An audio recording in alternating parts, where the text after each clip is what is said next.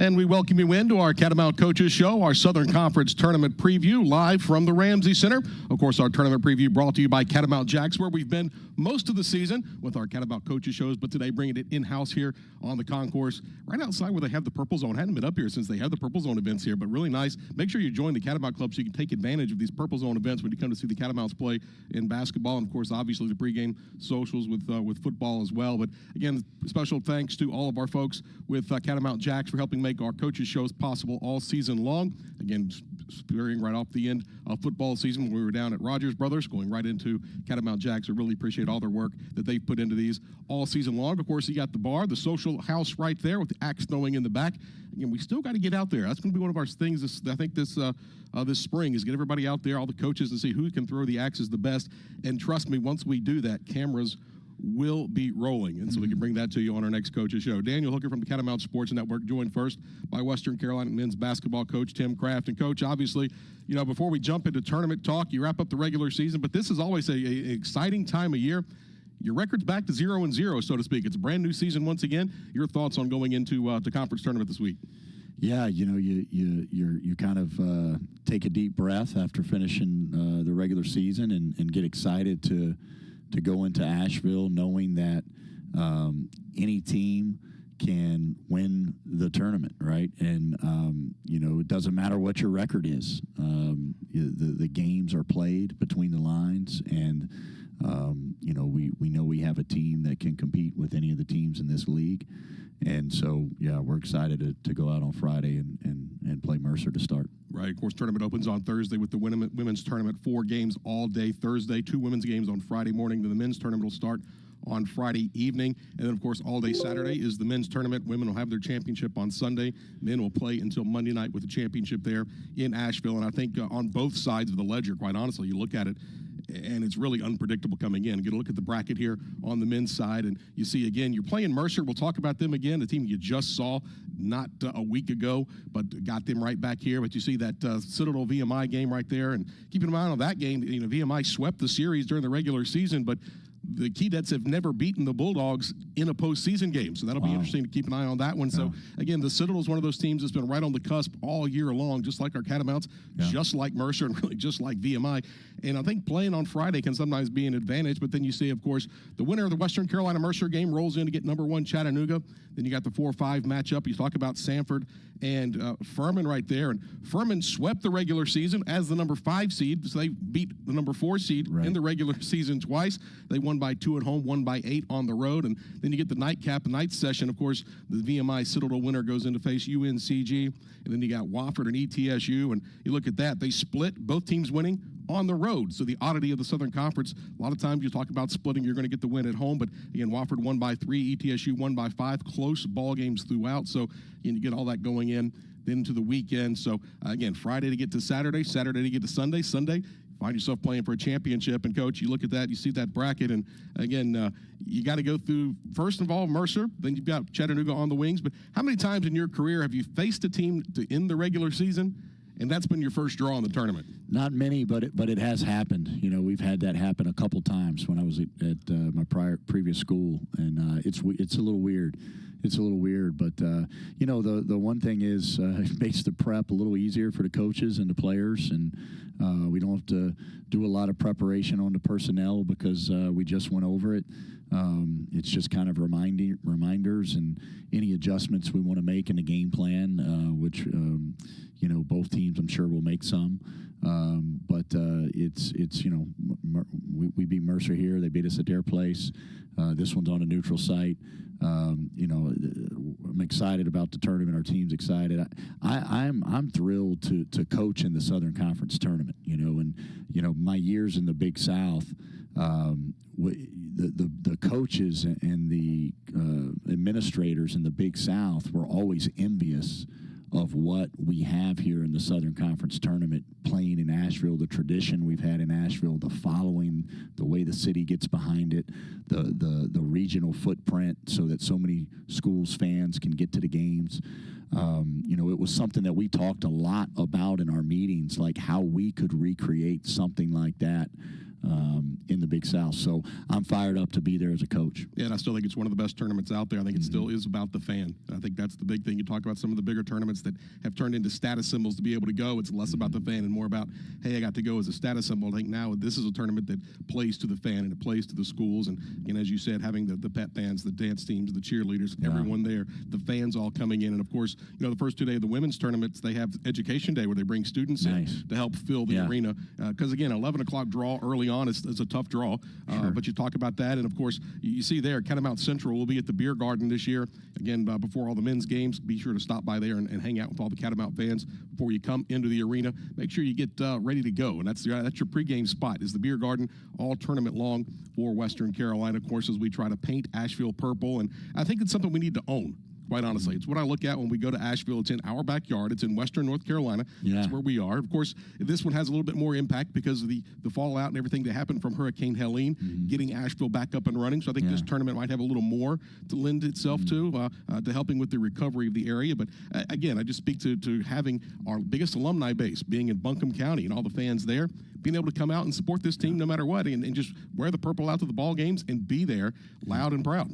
Yeah, and let's own it. Like you said, let's own it. And we want every Catamount fan, every grad, everybody that's within a hour radius at least. But to get to the arena on Friday night, to be loud, to create a home environment for us, and that would be awesome for our team. It'd be awesome just to represent your school and see some probably some friends and some people you maybe went to school with at the tournament. And obviously there's so many great places to eat and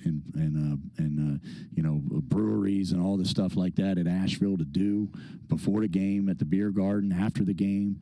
Man, we'd love to see the city and the arena painted purple, like you said, and we're gonna be ready to play. I mean, we're gonna be an exciting team to watch on Friday night, and we want to stay a while. Well, we talk about this squad, Coach. You look down the stretch here. You got back-to-back wins over number 3 ETSU. We're seeing some of the highlights from that win here in the Ramsey Center. Then you were able to go and beat the Citadel, and then you went to Chattanooga and took the regular season champion, the top seed in the tournament, took them down to the wire on their home floor. So you see the progress. You talked about it with us last time we were on a show about how we've turned the corner. You had the first half of the year, okay, you got what you got. Now, second half of the year, let's take what we learned in the first half and apply it to that second half. And I think we did, for the most part, through much of that second half of the season. Yeah, and if you look at the statistics, I mean, it's staggering the difference in every single category, offensively and defensively, the improvement that we made in the second half of league play. And, 1-2 in a row. Had Chattanooga right there. I mean, we led for a lot of the game, and just couldn't finish the deal in the last 3 minutes. And then our last few games we haven't played as well, unfortunately. And that's just you don't hide from it. You just you address it. And at Sanford, back here against Wofford. And then, on the road against Mercer last Saturday. One of the things we've been without C.J. Highland, our point guard, our starting point guard, who started for us for most of the year, and just provides a huge defensive presence for us in really trying to guard and defend the best perimeter player. So not making excuses. That's part of basketball. There's been plenty of teams that have had injuries. But we really have missed CJ, and hopefully we'll have a chance to get him back. Hopefully we'll have a chance to, and I do think we'll have a chance, to get him back. Hopefully, so hopefully we'll be at full strength and ready to play our best and get back to playing the way that we really were playing through that Chattanooga game. Yeah, and of course, again, if you have any questions, drop them in here. Tobe Childress down in Charlotte says, good luck in the tournament. Again, Eddie Pooch says, so glad to have you in Cullowhee, and the way that the class that you bring to the program is what he's saying, how you left Gardner-Webb in such a classy way to come to Western Carolina and bring the class here. And, of course, Joe Henry chimes in, and she said, I'll be there all weekend. Yes. She's ready to go. So looking forward to that. Again, if you have any questions, be sure to drop them in there as we go forward. Again, here our tournament preview show, looking at the Southern Conference Basketball Championship coming up. Again, for the men, it'll be Friday through Monday. For the women, Thursday through Sunday, all over at the Harris Cherokee Center in Asheville, of course, in our backyard. And, of course, the great thing about it, as you mentioned, Johnson City, about an hour away. Furman down in Greenville and Wofford and Spartanburg, about an hour away. We're a little under an hour away. So, again, all those teams can be there. Right. But even UNCG, not that far. You talk about VMI and Sanford are the extremities and the Citadel, but even then, it's not like you're having to get on a plane. This is a bus fumes type of league, and it is a league that everybody can make it there, and fans can make it. And of course, all of our schools in our footprint in this conference have alumni bases that are within driving distance of that arena. So looking forward to that again. And it's been so unpredictable throughout the year. I mean, you look at a team like Sanford, first half of the year, you probably would have gone ahead and started to engrave the trophy for them. Yeah, for sure. All of a sudden, Frank Champion comes along at Chattanooga, and they get going with two of the best guards in the league, and then they make a run. UNCG looks like a team that could win the tournament easily. ETSU is a team that they've got some guys when they get going. Kimari Peterson, one of the best in the conference. You look at those guys. Again, this league, it's so unpredictable. Everybody's got 3 to 4 players that you could call upon. And then you look at our team, Coach. You talk about Bernard Pelote being a guy that is an all-conference caliber player. Marcus Kell's probably been the most improved player from any. You talk to every one of the coaches and said, what's the difference in playing Western Carolina the first time and playing them the second time? And they said, wow, it's Marcus Kell. Look what he's done. Sure. So, again, the improvement that Kell's made. So this league, again, is just so unpredictable coming into this tournament. Yeah, I mean, and that's what you want. You want your league to have great competitive balance, and we certainly do in this conference. And there's so many great coaches, and they've done such a good job building their rosters and recruiting. And, the talent level has been so great. And it's been awesome to be a part of it this year and learn a lot, first year in the league. But that's what you love about March, and that's why everybody loves the NCAA tournament is anybody can win on any given night, and that's what we're going to have this weekend. So should be some really exciting basketball all the way through the weekend.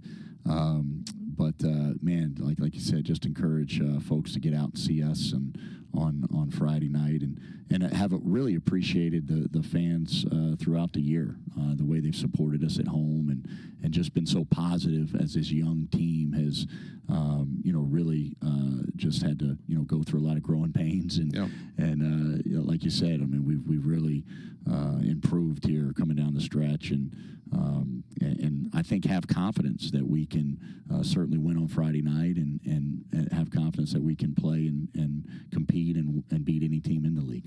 Well, you talk about some of your players here, Coach. Obviously, Bernard, one of the top 12 in the conference in scoring. Marcus Kell inside, right around the top 20 in scoring. Really, with what he did second half of the year, you look at probably conference play, he's definitely up there. And what he's been able to do, about 15 points a game. Right. You got Cord Stansberry, who's a sharpshooter from outside, who's also been the top free throw shooter in the conference. You've got a guy like Ice Emery, who's been coming off the bench at times. He's had to be forced in the starting lineup without CJ. Get CJ back. I mean, you've got guys up and down the lineup, but this now, in tournament time, it's a whole different feel. Right. And again, it's a neutral floor. It's a little different of an atmosphere. What have you talked with the guys about being at that arena in Asheville and again, taking your time to go over to the arena for a shoot-around at some point lead into that tournament? Yeah, well, we've talked about the tournament all year long. We've talked about, really that everything that we will do from June until now is about this weekend. And so we've communicated a lot just about the tournament and how important our preparation is every single day so that we can be the best that we can be heading into Friday here. So we've had a lot of conversation about it. Haven't talked as much about specifically the arena or, those type of things. We've kind of just been focused here these couple days on some different adjustments we need to make and trying to do some things to get our team ready to play. But we'll begin to talk about that. Just the biggest thing to me when you get into the conference tournament is, it's win or go home. And so sometimes that can you can put some added pressure on yourself. So to me, the biggest thing is, hey, be yourself, play to our identity. and just try to hit singles and just make simple plays, right? One simple play, one possession at a time, one play at a time, and don't focus on the end result or the fact that spend a lot of time thinking about it. Hey, if you lose, it's all over. You just go out there and play and be confident in who you are and again, hit singles. You don't have to have home run plays. You just make one play at a time. Yeah, you don't need a Superman. Just need everybody to be good. For sure. If everybody goes out there and plays good together, someone's going to play better than others, and that'll take care of itself on the scoreboard. But again, and I do feel, and I think this is maybe not statistically proven, but I do feel that a lot of times teams that play on Friday, again, it is a statistical difficulty to go 4 games in 4 days with the level of play that you're going to see. And you're not looking past Mercer by any stretch of the imagination. But just for talking points, I do feel sometimes teams that play in that first round, those quarterfinals, those first round matchups, when you go into Saturday, you've got a little bit of an edge. You've got those first game jitters out of the way. Right. You've got a little momentum going, and you've been in that gym, and you've had that feel. And oftentimes teams that play on that Friday game have a slight advantage going into Saturday. I do think there is a little bit of advantage there, and always felt like, our goal, to be quite honest with you, Hook, is that in future years we're not playing on Friday. Right. Right. Oh, no doubt. That's our goal, and hopefully we'll be, get our program to a level that, the expectation is you're not playing in that first day, and you're sitting there on Saturday. But I always, and at Gardner Webb, we usually weren't playing in the first day. We had a bye most every year, and we did, you felt like that team came in kind of, especially early in the game, yeah. Just with the jitters were gone, and they had already not only played, but won. So had a little more confidence, and then we always kind of felt like kind of had to weather that storm. Hopefully we're going to play great Friday, and we'll have that opportunity on Saturday to go out there and be confident and be able to hopefully put somebody else on the ropes. Yeah, definitely. It's always one of those talking points. It's also those things this time of year. The old adage, it's hard to beat a team 3 times in 1 year. On Sure. one side, that's what you say. On the other side, you say, we already swept them in the regular season. Right. We know how to beat them. So, Yeah. again, it's all talking points. It's the way things go this time of year with the winner go home type of scenarios. But you look at the 2 meetings with Mercer this year, and the first one was a long time ago, way back in the early part of January, where we won here in the ballpark, inside the Ramsey Center. But you look at that ball game, Coach, and you talk about it. It was a tie game with 70 seconds to go, and Bernard Pelote got the nickname Big Shot Bernard in that ball game, I think, because he hit a big 3-pointer, put you up, and then you end up scoring, I think, 7 of the last 11 points, ended up pulling away something along those lines to win that ball game. So, again, both these matchups have been really close. Down there, we were within 6 points in the second half, and then they were able to make the big run. Yeah. They got the extra points to outscore us down the stretch. So, again, pretty evenly match up between these two teams. Teams seem to match a little better. There's some teams in this league that we match up better with than we do with others, and I think Mercer's one that both teams kind of match up well. I think that's the case, and I think both teams are different teams than when we played in January. We have obviously had some players that have really improved and grown in a lot of ways, and they have too. And one of the guys that really stepped up is their freshman 11 Shoulders. Made 2 big threes in the game down there. And he was kind of a guy early in the year. Teams were leaving open, and he wasn't shooting the ball much. And he stepped right up and just knocked in 2 huge shots down there on the road. So, both teams have grown. Both teams are different, from early in the year. And I think both teams will go in confident. They're going to have some confidence. Obviously, they just beat us. But our guys know what we have to do to play better, understand that we got to rebound the ball better than we did down there, that we have to execute better offensively. And it just comes like every game that's going to be played in Asheville. It just comes down to executing between the lines, and we'll continue to prepare here the next couple of days and be excited to go out and try to play our best. We'll be talking about some of the personnel there. Obviously, Ahmad Robinson, 23 points average in the 2 games, went for 28 in that game down there. Alex Holt's a beast down inside. He's a difficult matchup down low, but I think Vernon Collins has come a long way in his development this year from the 2 meetings and being able to step up. And he's had some of his best games here as of late, in my opinion, and being able to rotate him and Chase down low, and then being able to put Bernard down low, and also Kell. I mean, those you've got really a 4-man rotation in that 4-5 type of position right now down low, and you're going to need it against a guy like Holt, I think, who can really score down low. Yeah, Holt, and then Overstreet has come on for them too. He comes off the bench, and he didn't have necessarily a big game on Saturday, but going into our game, Holt was averaging 9 in league play, and Overstreet was averaging 8. So they were getting, they're getting 17 points a game roughly from the 5 position. So that was a big emphasis going into the game. Was our post D, and doing a good job defending the post, and we got to do that on Friday. We got to do a great job trying to keep it out of the post, trying to give some help when he goes in there, and the big thing for us in the second half of this last game was holding them to one shot. The second chance points really hurt us. Yeah, we saw some of the highlights there that were rolling just a moment ago with them down at Citadel and the inside game. And, yeah, they do it with the bigs, but they've also got some guards that like to whittle the way down in there and sneak down in the lane as well. Yeah, their 2 guards are their 2 primary scorers. And, Ahmad is had 2 big games against us. The first game, we really did a good job on him. He scored, but was fairly inefficient. And here in this last one, he did a great job and made threes, which, he hurts you the most at the rim and the foul line, and then with his passing. But he was 4 for 8 from the 3-point line down there. And, and then their shooting guard is just dynamic. I mean, can make threes. He doesn't need hardly any space. Can shoot it in the mid-range, but just one of the better jump shooters in the league, and both of them averaging about 15 points a game. Yeah, well, Tyler Johnson's one of those guys, 12 and a half points a game against us through the year. But on the other side, you look at guys, I think Cord Stansberry, when you look at all the opponents in the conference this year, had some of his best games in both of those meetings against them, averaging double figures there. And, of course, Menard Pilot, again, very consistent. Your steady Eddie, 13 and a half, right at 7 or 8 rebounds against Mercer during the regular season. And, of course, it was Brandon Morgan in the first game who really stepped up, and Ice Emery, and then of course Marcus Kell here as of late in the most recent meeting, going for double figures. So again, talk about a little bit different look, a little more post oriented than it was with Brandon.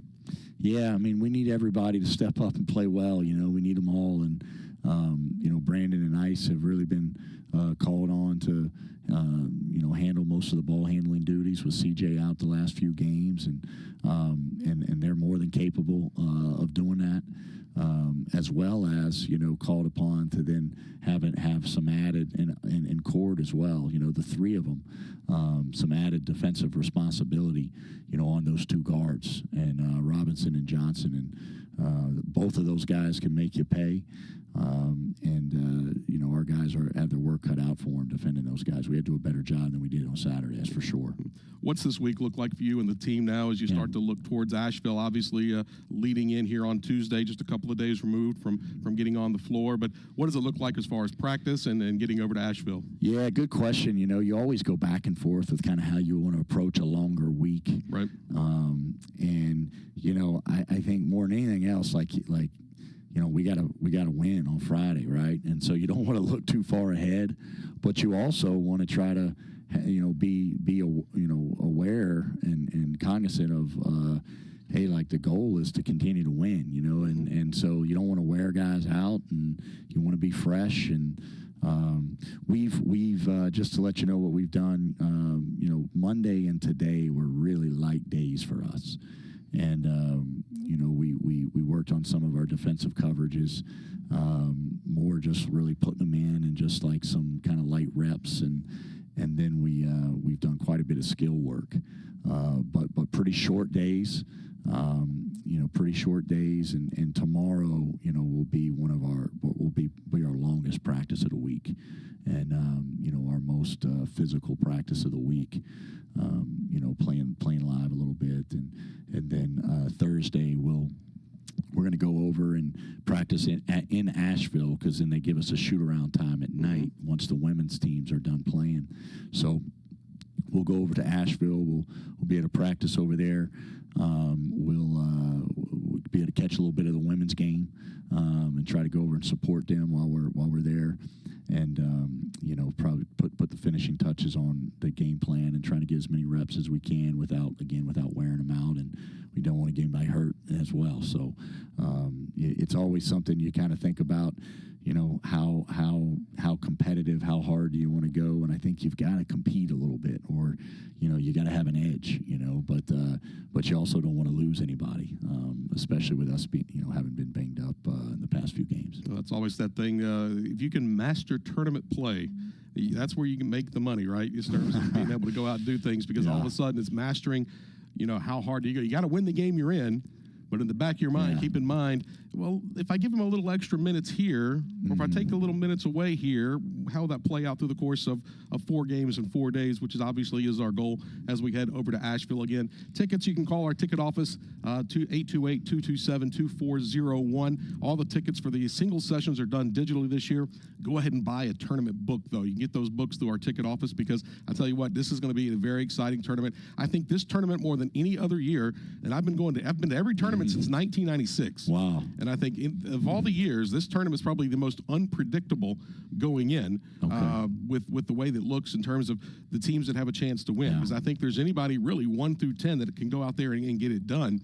The Bulldogs, even though the Citadel, who've had struggles this year, have played just about everybody tough. That's right. And have a way. And I think Brody Fox is a guy down there that is really tough matchup for a lot of people. But again, I think anybody, VMI can come out of that Friday game just like as good as we can come out of the Friday game and have a chance to make a run there as we look forward to the tournament coming up again. So I hope you'll, again, join us over in Asheville. You want to paint everything purple. Coach, before we let you go, we've got that coming up this weekend. Then we look later in March. We've got the Unite Up program. We're going to have a basketball game here inside the building. We've also got a concert for the Color Week Collective coming up. So a lot of things beyond this weekend, but we're going to be playing basketball all the way up until that point. But again, let's talk about the Unite Up and how much you've had involvement with, again, with this university participation program coming in to play a game here inside, making some of our other students some student athletes for a day. Yeah, that's going to be a lot of fun. And I see you got the graphic up there.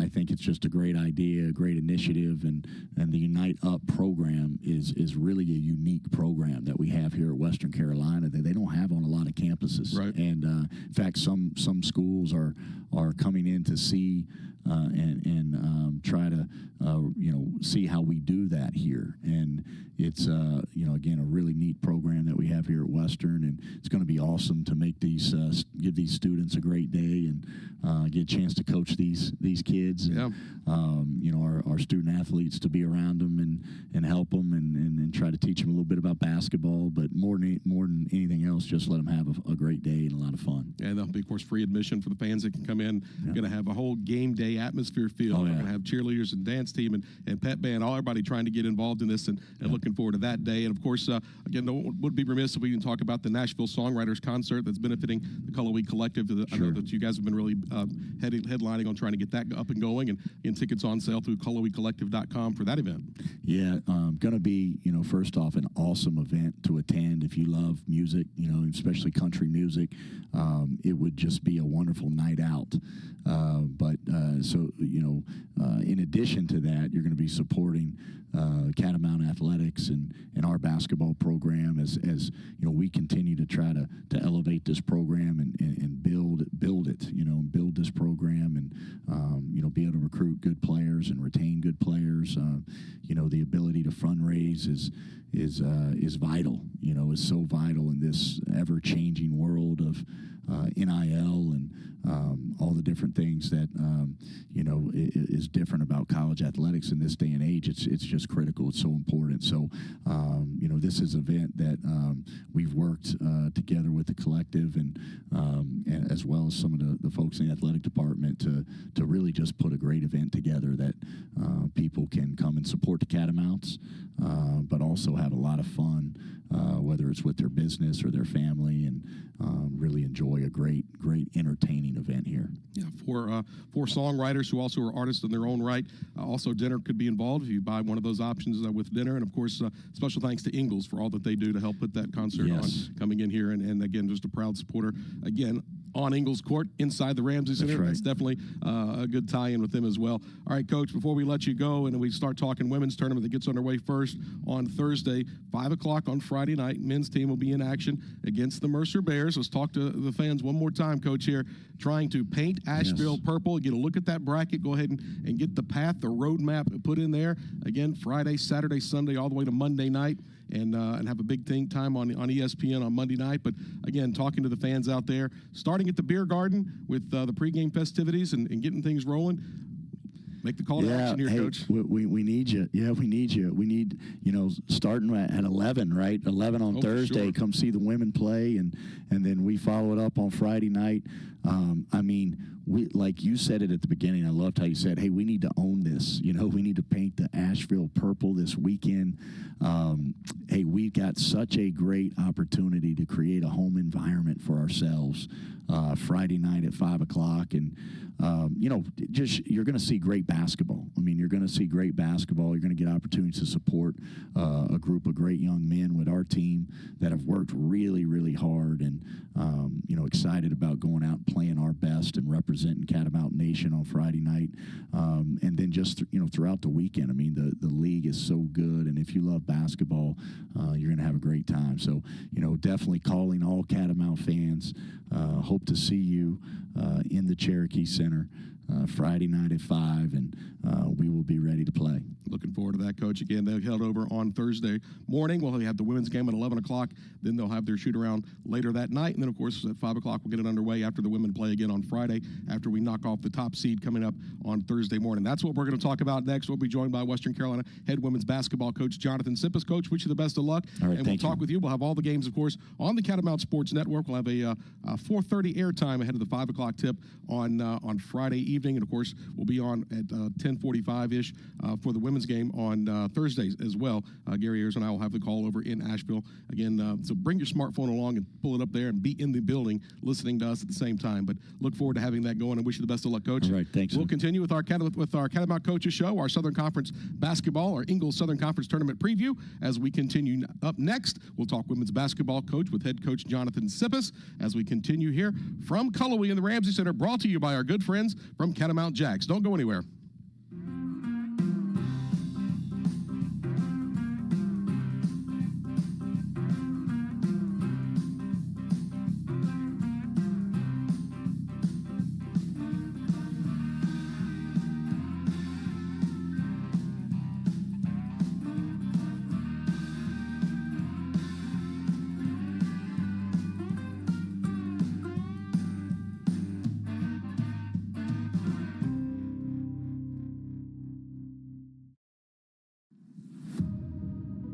Here in Catamount Country, our student athletes are committed to their highest potential.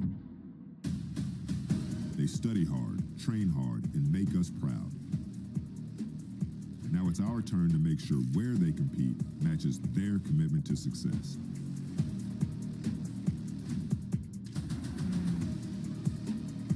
Join the Catamount Club, and together we can fill the western sky. Make sure you're at the Harris Cherokee Center, Asheville, March 6th through the 10th for the 2025 Ingles SOCON Basketball Championships. It's fun for the whole family as your favorite SOCON teams compete for a title and a berth in the Big Dance, the NCAA tournament. This year, your support will directly benefit small businesses impacted by Hurricane Helene. Book your travel and tickets at SOCONHoops.com or by contacting the Harris Cherokee Center Asheville box office today.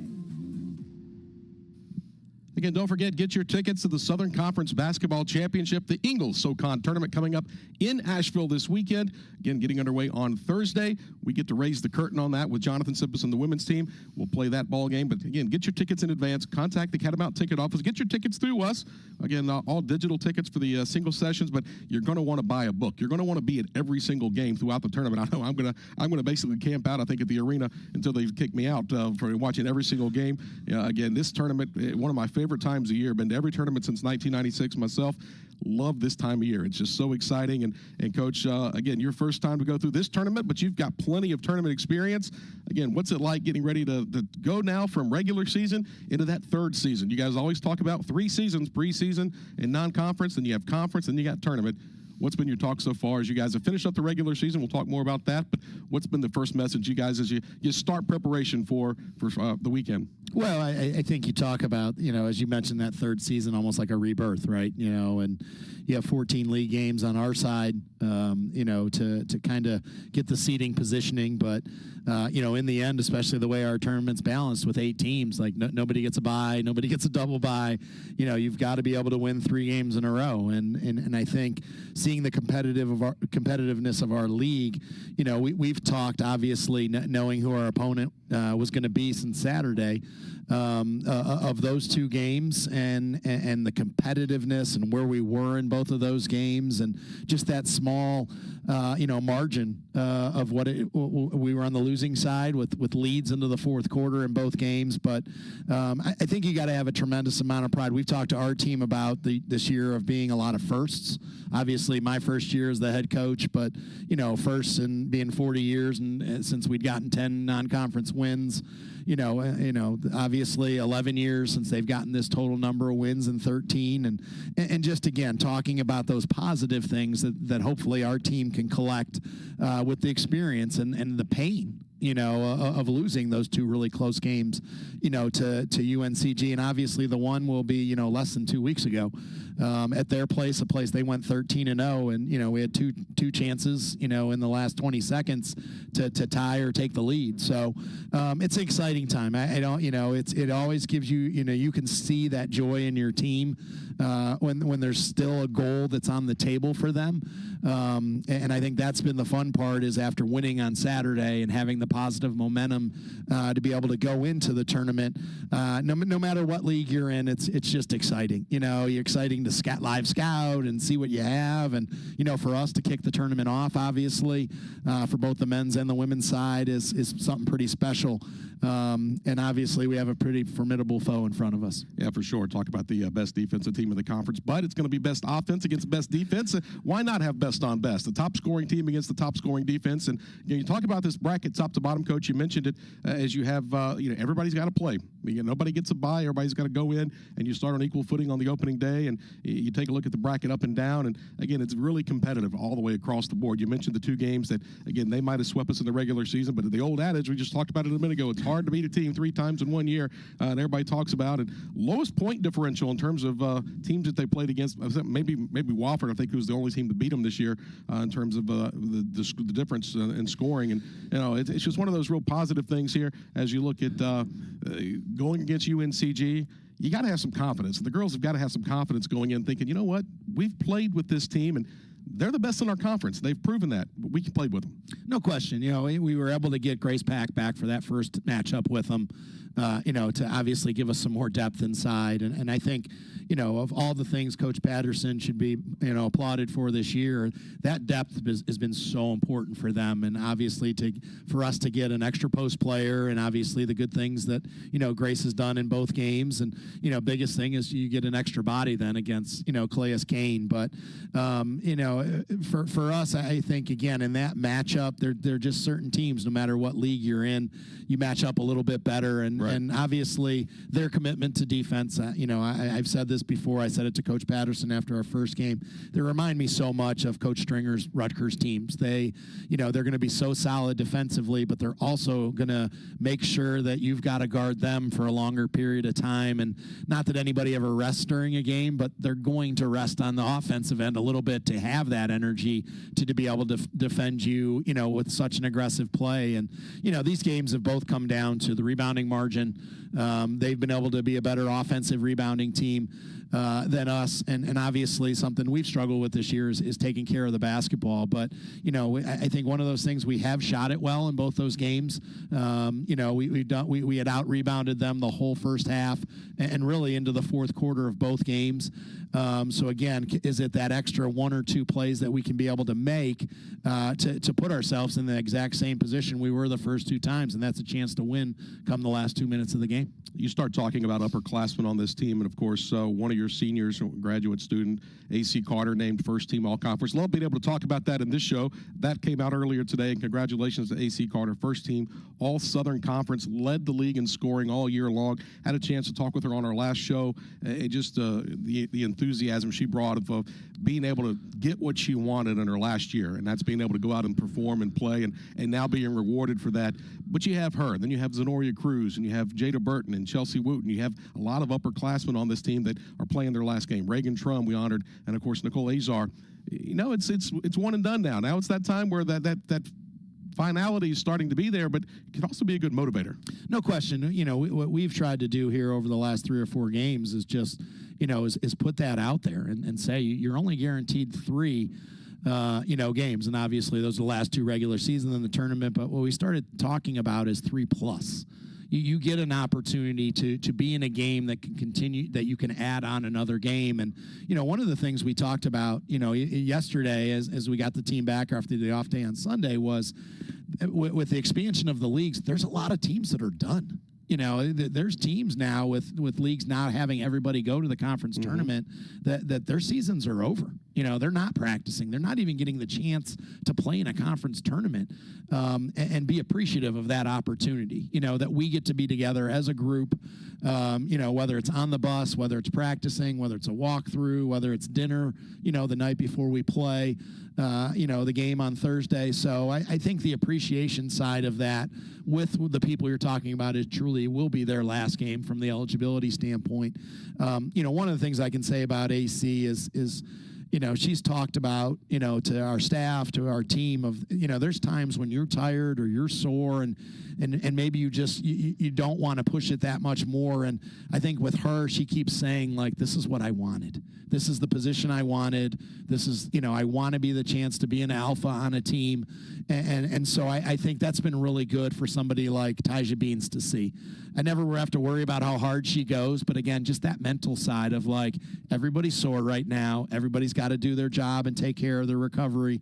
But I am glad the other Severn coaches in the league saw that she is one of the top 5 players in our league. Sure. You know, and sometimes when you don't finish as high as you hope, that gets carried down. But I think everybody's game plan is built around how to slow her down and, you know, to go wire to wire, you know, as our good media relations director for women's basketball, Josh Ragsdale, said, like, wire to wire leading the scoring from game 1 all the way throughout. So excited for her. I think it motivates somebody like Tyja Beans, who we think is one of the top 11 players in the league and didn't get recognized, but you have that work both ways. Right. And I don't think Beans needs a lot of internal motivation to play hard. Well, and of course, she's coming off some outstanding performances, 10 for 10 in her last outing, 20 points in that ball game. And you got some positive momentum, Coach. You were able to go on the road and didn't get it done against Mercer. And I know the frustration from that, but you turned it around and you built off of it. And you went to Sanford, a team that we had on the ropes here multiple times, double overtime in the building here, but you got them on their home floor. It's a tough place to go play and win. It's a tough place to win for our program traditionally. So had to be good feeling to get that win last weekend. No question. We knew we had not played our best against Mercer, and I sat down on Friday morning and had breakfast, and, you know, with our 4 seniors that are exhausting their eligibility, and we just talked about on both sides how can we come together more, and they were good. There was, you know, I think you've got to, you know, when you're at the end of the season and a game goes in that direction, you're not hoping. You know, we were walking into a Sanford team that, since we had played them, was as hot as anybody but UNC Greensboro. Their only losses were the 2 losses to UNC Greensboro. And so, again, I think all the recipe of we got off to a good start, but then you're down 10, your best player's in foul trouble, you're on the road, it's the last regular season games. There's a lot of times teams will say, hey, let's just get our post-game meal and get on the bus. And our kids dominated the second half from a defensive standpoint, from a rebounding standpoint. You know, it's net, you know, you look at it and they're trying to honor their seniors. And As you said, Beans was perfect from the field and setting us, tying a school record. AC got going in the second half and wasn't going to be denied. And, again, we took much better care of the basketball. We had 17 assists and 9 turnovers. So just really proud of the fight. Even if they throw a wild shot in or something, we got it, we got it tied. We got into that 10-point halftime deficit pretty quick. We got it tied, and then, on a senior day, one of our freshmen makes a giant play in the three-pointer that Taj Hunter made to put us up 2 possessions late, and then we were able to close it out. So just really proud of the group of saying, hey, like, we still get this opportunity. We still got 20 minutes left to turn this, when sometimes those directions we've been on the other side of that and had a lead going in the fourth. And, no question, how can we carry that momentum on to the game on Thursday? And, of course, Taj hitting that shot. She's been so close all year long and doing little things. And I know from someone who was an alpha in high school coming in and now having the struggles of being a freshman on a senior-laden team, sometimes that can lead in. But I basically looked at her at times and said, I think you're doing everything. You're doing it all the right way.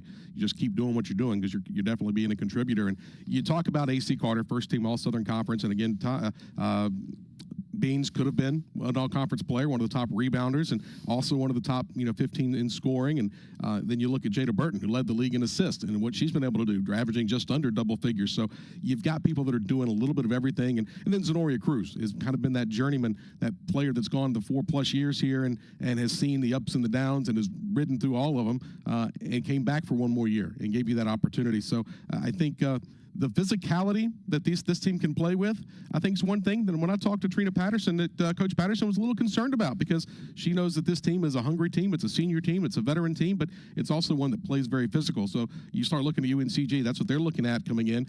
They've got some physical players. You mentioned Kane down low, but I think this team, can match up just about with anybody when it comes to that physical part of the game. No question, and as you mentioned with Jada Burton, I'd be remiss if we didn't talk about her setting the, single season assist record at Western here, still with time to play, passed it by 1 with 155 helpers on the year. And we're not in a 10-point game if it's not for Zenoria Cruz on Saturday. She carried us in the first half, not just scoring the ball, the physicality of going against a 6'5" post player and putting her shoulder in Emily Bauman, who, again, for the second time we've played him, fouled out, this time in 15 minutes, and we got her off the floor. There was a big part that was due to Zenoria's effort on how she attacked her. As you talk about UNC Greensboro, obviously, it's interesting because, Coach Patterson, well-deserved as Coach of the Year. Nyla Smith makes first team. We were a little bit shocked that Calais Kane and/or Jade Gamble didn't make first team. Right. And Calais Kane, to us, to me, is like, I'm not sure there's a player like her in the league that she covers up things. When you're the defensive player of the year and your stats are better the next year, and then you don't make it, but you make the all-defensive team, I think between Kane and Gamble, there's even more added on there, and that's nothing to take away from Nyla Smith. Obviously being first-team All-League, being freshman of the year, which goes to say obviously makes the freshman team as well, and then is the 6th player. I think their depth outside of even those 3 players, though, their kids really understand their roles. They know it's defense first. They know offensively. They don't get out of their game plan and take a lot of shots that are ill-advised. And again, different kids have been able to step up for them, whether it's, over the past month, Asadanya has been so good at coming off the bench, hit that wild 3 in our game when it's tied with a minute 13 left, or it's different people like, Jayla Lee, who transfers in from Asheville and is a double-digit threat every single game. And you got to understand, end of the games are made for Jane Gamble. She loves that pressure. So, again, they've gotten great contributions. I think for us is we've got to understand what kept us in those games and be able to go toe-to-toe with them and fight through the beginning of that, because a lot of the pressure right now, we keep telling our team, is to go to the NCAA tournament, the regular season title doesn't get you there. Right. And again, I think that's what I'm excited about, is to see how we respond in the tournament atmosphere. Again, a lot of accolades being heaped on this UNCG team, and respectfully and rightfully so. As you get a look at the bracket here, again, looking at how this this plays out. Everybody has to play 1 through 8 on the opening day. Of course, opening at 11 a.m. on both days. Education Day.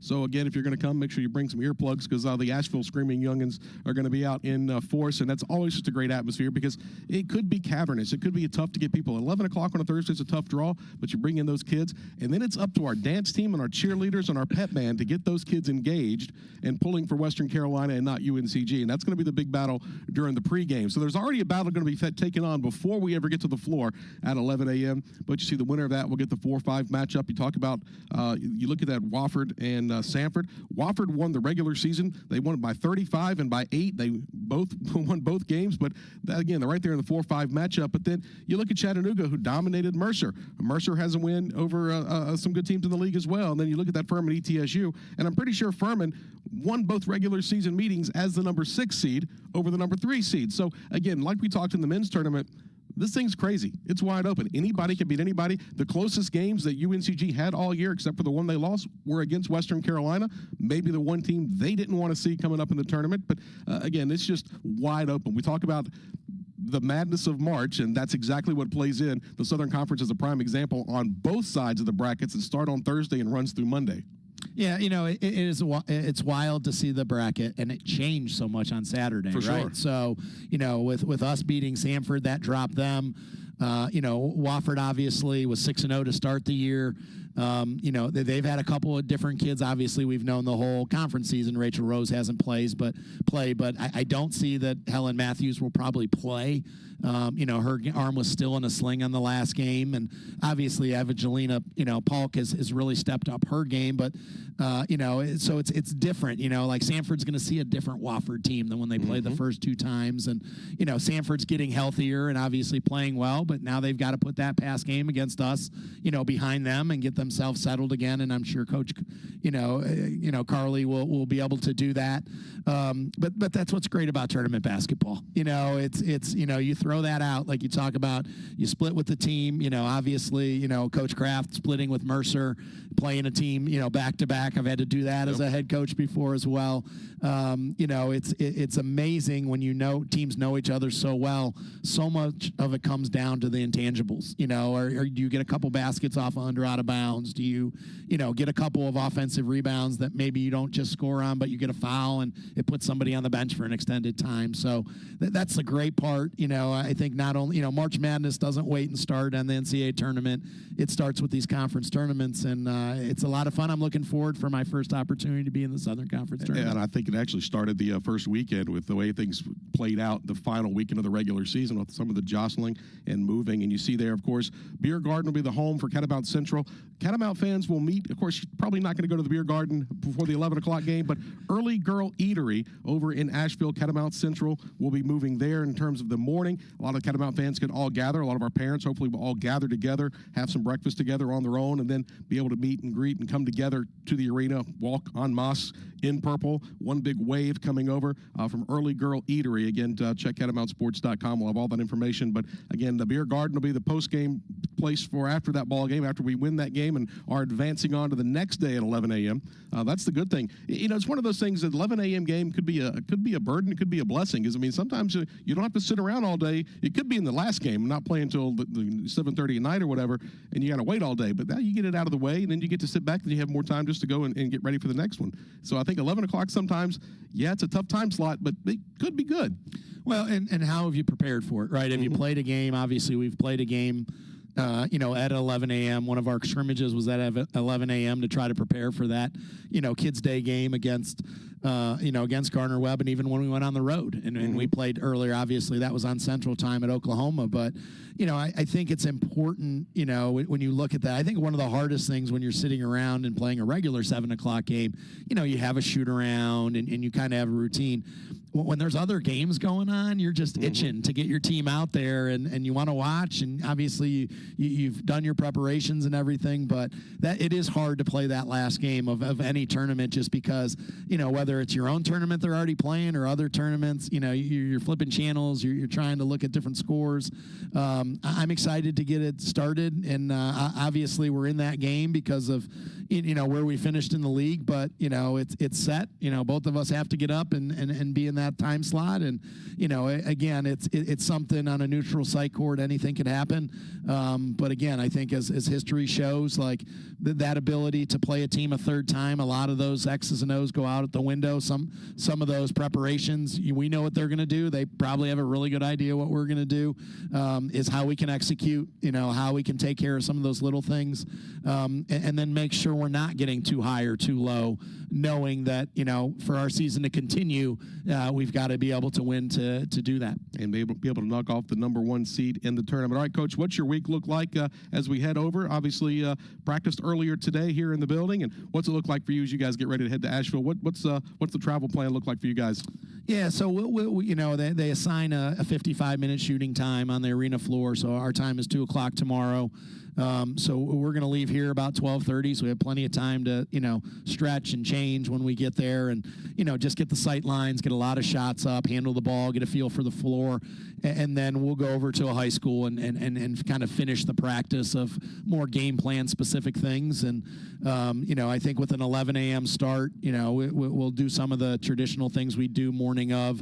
After we get back from dinner, just in the hotel ballroom, and have a court lined out, and and have a chance to have a great meal together as a team, outside of the hotel, and then be able to come back and get one more time through with UNCG, and then wake up and get a great meal and be in that routine. What is after our meal of getting ourselves mentally ready on Thursday morning, and then head over. I think one of the areas when you're in that block of games, you like playing the first game better too, because you get access to the floor. When you play that second game of 2 in a row, you're only guaranteed 27 to 30 minutes. Right. So I do like that we're able to do that. So get a great night's sleep tonight. Our kids will obviously go to class tomorrow, and then they'll get dismissed, and then we'll head out to Asheville, where, like you said, we need Catamount Nation. We're the de facto home team, right? Like Exactly. We're the closest drive for anybody.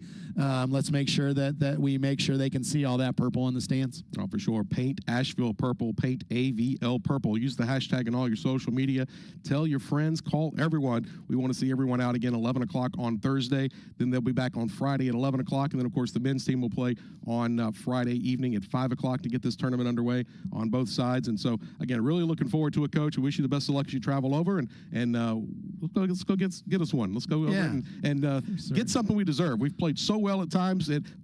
Play 4 full quarters and just leave it out for the floor and leave it on the floor. And I think that's all we're going to do. I look forward to watching us compete here in the tournament. I do as well. And Daniel, thanks to you, and obviously your entire staff for allotting us this opportunity, both in 2024 when we were able to do the kickoff show, and obviously being able to do it here in 2025 and be able to that message that Catamount women's basketball is different. It's moving forward, and what a great opportunity on Thursday morning to take one more step forward with this team. So we're here with the Southern Conference Tournament Preview Show. We're ready to do an NCAA Tournament Preview Show. It all starts on Thursday morning.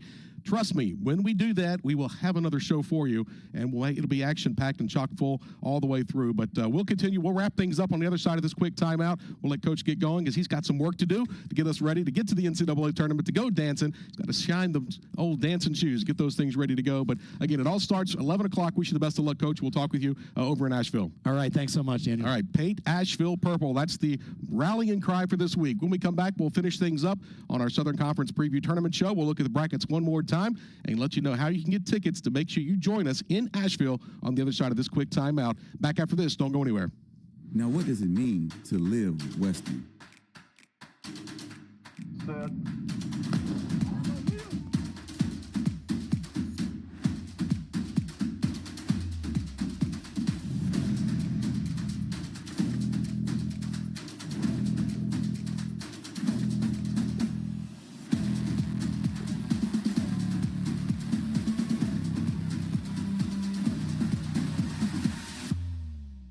Make sure you're at the Harris Cherokee Center, Asheville, March 6th through the 10th for the 2025 Ingalls SOCON Basketball Championships. It's fun for the whole family as your favorite SOCON teams compete for a title and a berth in the Big Dance, the NCAA tournament. This year, your support will directly benefit small businesses impacted by Hurricane Helene. Book your travel and tickets at SOCONHoops.com or by contacting the Harris Cherokee Center Asheville box office today.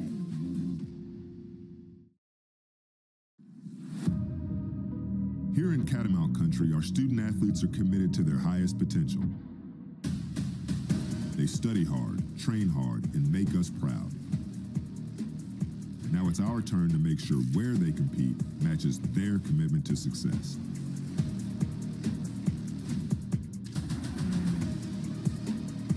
Join the Catamount Club, and together we can fill the western sky.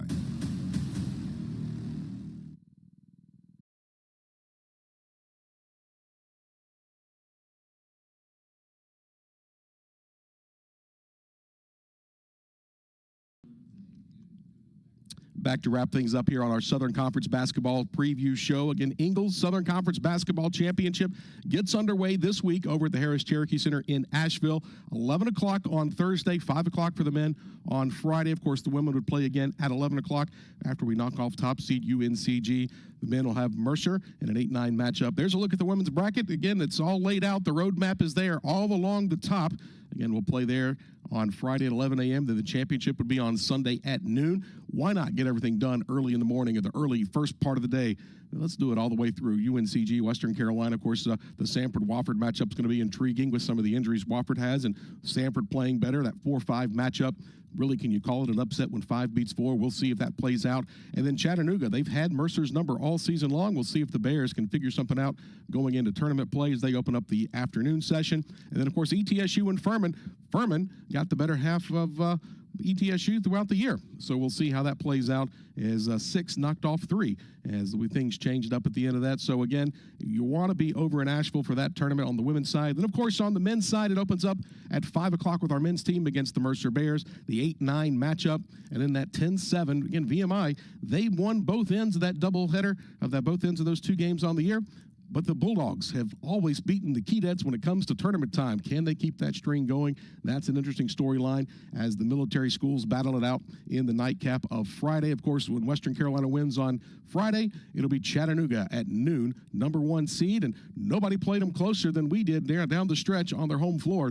And so, again, looking forward to having the opportunity to see if we can get to the Mocs and maybe knock off another number 1. It's going to be an interesting tournament. Of course, the 4-5 matchup, Furman and Sanford. Furman looked like the team to beat beginning of the year. They were in the top 25 of the mid-major poll, but coming in as a number 5 seed. And then likewise, Sanford was a team that looked like they might run away with the league in the early part of the season, but ended up as a number 4 seed. UNCG, they've got some veterans on that team. They'll get the winner of the VMI Citadel game. And of course, ETSU and Wofford. Again, ETSU, a team that has the makings of being a team that can go all the way. We'll see how that plays out. Chattanooga's got to be the favorite as the number 1 with, again, dominant on the teams, players that can be factoring in an all-conference selection. They got plenty of them. Honor Huff, you got preseason player of the year Trey Bonham, and Frank Champion's been a guy that's been really good. Bash Whelan's been a transfer out of Bellarmine that's been really good for Chattanooga. So we'll see how it all plays out down the stretch as we get into that ball game on that Saturday. Again, as Western Carolina on Sunday. All the way through the weekend for Western Carolina, trying to play their way into Monday night with the championship game.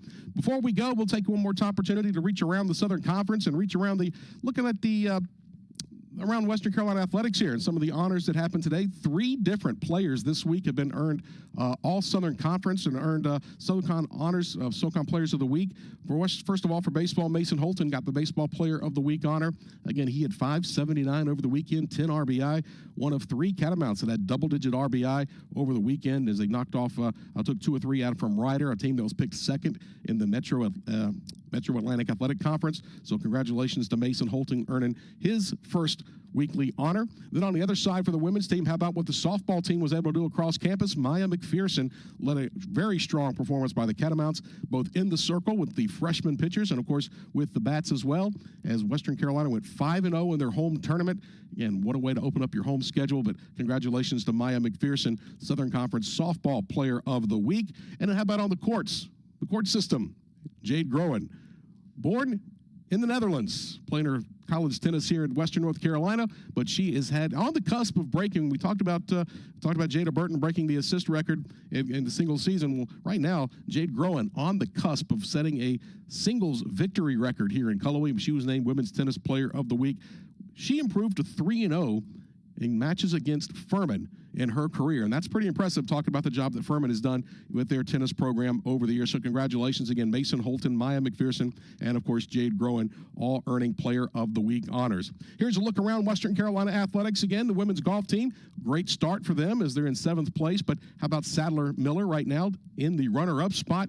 And they're out in Puerto Rico. Wish them the best of luck again. They will start at 7:30 their time, 8:30 Eastern time from out in Puerto Rico as they continue that tournament. Softball was at PC earlier today. Baseball tomorrow night. We'll have that game on the Catamount Sports Network as the Catamounts travel to Floor Field at the West End in Greenville, South Carolina to take on the Spartans, our second Big Ten opponent of the year. And of course, the basketball championship, softball, baseball, both on the road.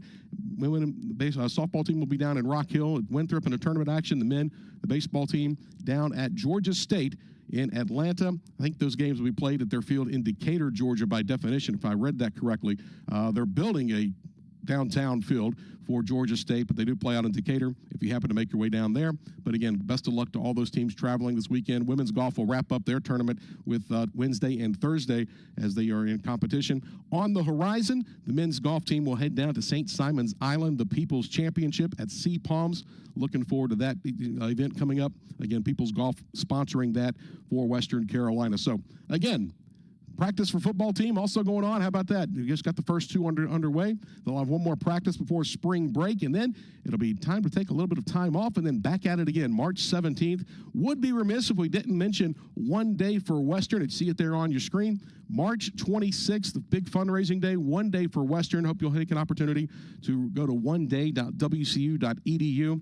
Again, make one day possible. All of us that have ever come through this program at Western Carolina have had someone give us the hand up and give us that opportunity. Here's your opportunity to pay it forward again with One Day for Western. It's coming up on March 26th. Of course, April 5th, mark your calendars, the annual football spring game. Also baseball going on that weekend. It's just a busy, busy time.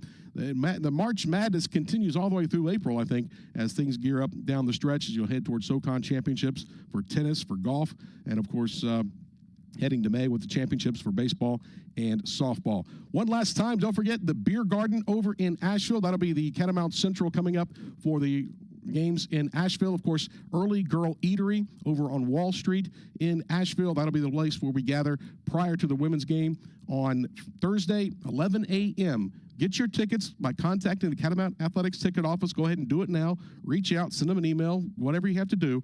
828-227-2401, 2401, 828-227-2401. Get your tickets in advance. Again, digital tickets for the single sessions, but go ahead and buy a full book. It'll be a very commemorative item after the tournament's over with as we make some runs here for Western Carolina men's and women's basketball. Special thanks to all the folks here helping us get going tonight, and appreciate you tuning in. Again, live from Ingalls Court at the Ramsey Center. Daniel Hooker saying so long for now. We'll catch you in Asheville. Don't forget, Catamount baseball on Wednesday night. Women's basketball on Thursday, women's basketball on Friday, all weekend long. Get you going. Check CatamountSports.com for all the updated information as we say so long from Cullowhee, and we'll see you in Asheville. It's painted purple, folks. Let's get out there. Paint it purple. Paint AVL purple all weekend. Daniel Hooker saying good night.